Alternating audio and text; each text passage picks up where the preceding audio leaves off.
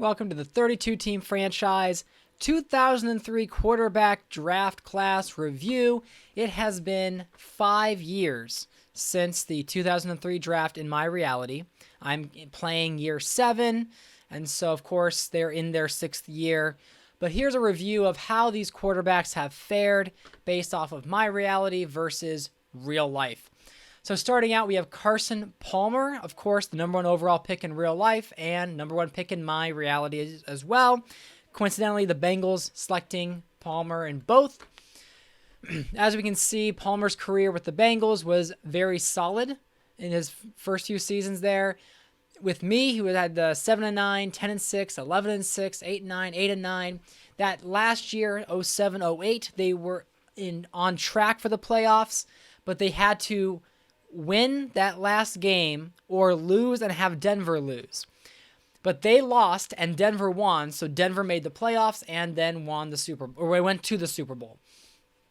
So as you can see, Carson Palmer having a very solid career. He hasn't really been in the top 10 though when we look at the pass yards, but he's still been in that 3,000s range his entire career.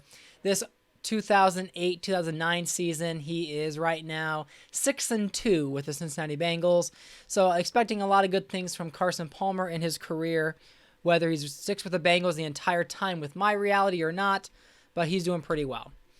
Then we look at Byron Leftwich, who was the 7th overall pick to the Jaguars in real life, ended up being the 3rd overall pick to the Dallas Cowboys in mine.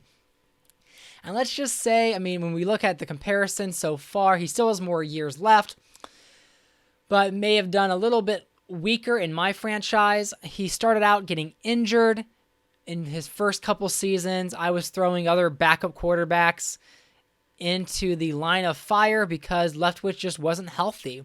And then when he was healthy, he was 4-8-1, 3-7. And then his last season with the Cowboys, he was 1-7. And that was a year that Kyle Orton played quarterback for them. Brad Johnson played quarterback for them. And nothing worked. He then went to the Pittsburgh Steelers as a backup, and he's been there ever since.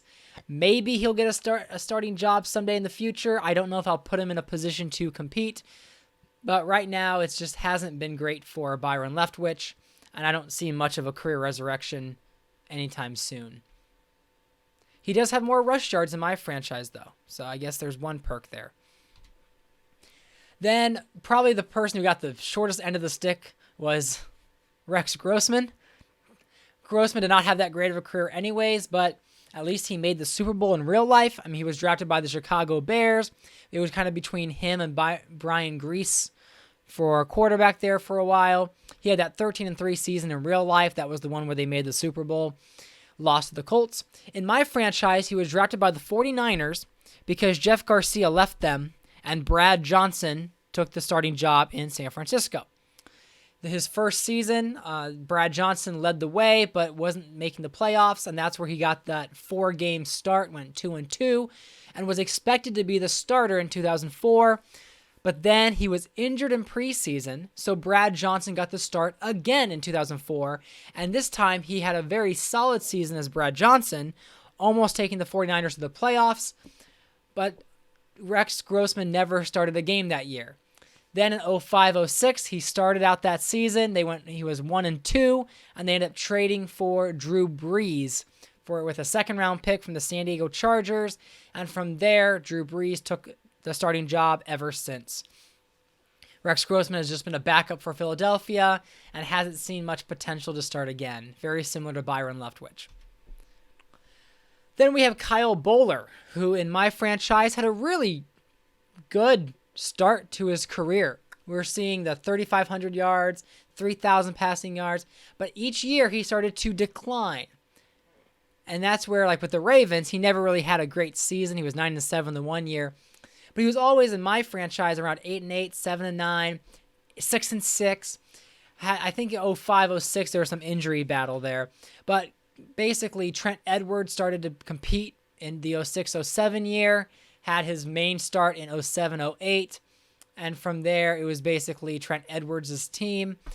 Bowler was on the San Francisco 49ers when they won the Super Bowl last year. So he does have a Super Bowl ring, something he did not have in his real life.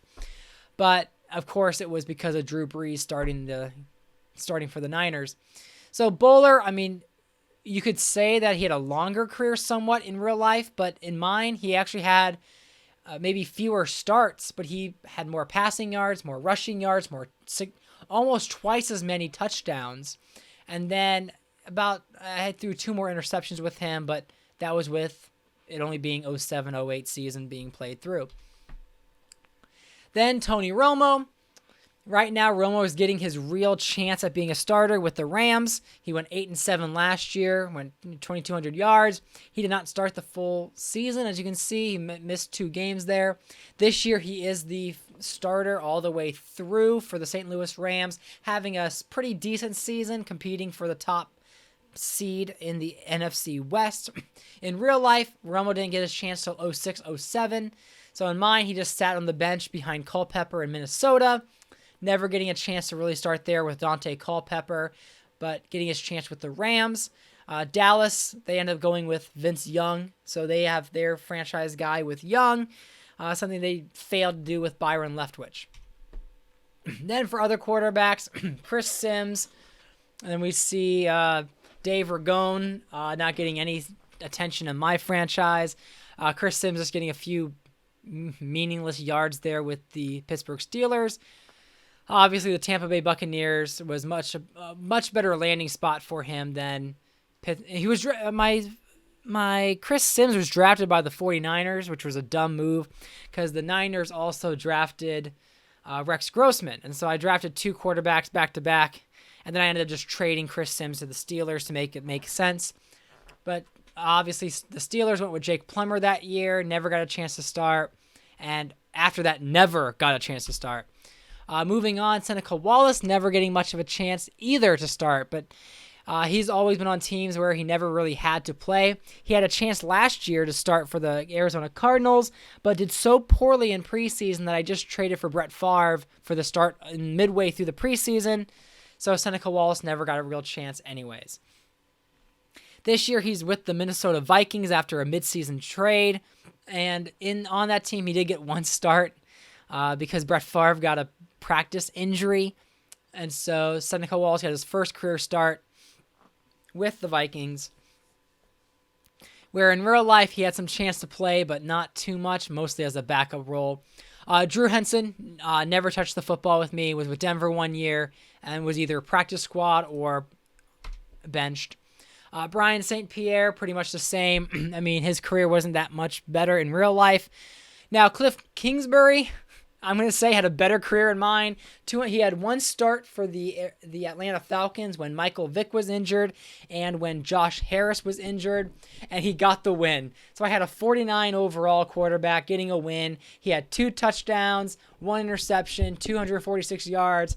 That was the pinnacle of this guy's career. But that's pretty much it. I couldn't really justify him being on a team when I had rookies coming in at 55s overall, and he was a 49. Then Ken Dorsey has never thrown a football in my franchise. He had a chance with the 49ers and the Browns in real life. Not a good quarterback, around that 49, 50 overall. And then Brooks Bollinger never had the chance either in my franchise. So when we look at the summary of quarterbacks in this reality of mine, obviously Carson Palmer was the best quarterback in real life out of this class, and he is the best quarterback in mine. We see Kyle Bowler having kind of the second best career. I mean, we look at, he got the most wins of all people other than Palmer. Tony Romo might become the second best because, again, right now Carson Palmer and Tony Romo are the only 2 starters. We'll see if Byron Leftwich, Bowler, or Grossman ever get a chance to start again. I mean, Byron Leftwich had a decent number of career starts. It's just he lost most of them. Had that 1 tie there. And when we look at touchdowns, I mean, 90 is a pretty good number there for Kyle Bowler. We'll see if he can crack 100, maybe as a backup or if he gets a second chance to start. But there you have it, the kind of review of the 2003 quarterback draft class in my reality. Hope you enjoyed this video. Again, the more years that go by, the more fun stats we can do, comparing it from real life to fake life. Seeing how they compare with each other. And so I plan to have more videos like this. So please feel free to like and subscribe if you want more videos like this one.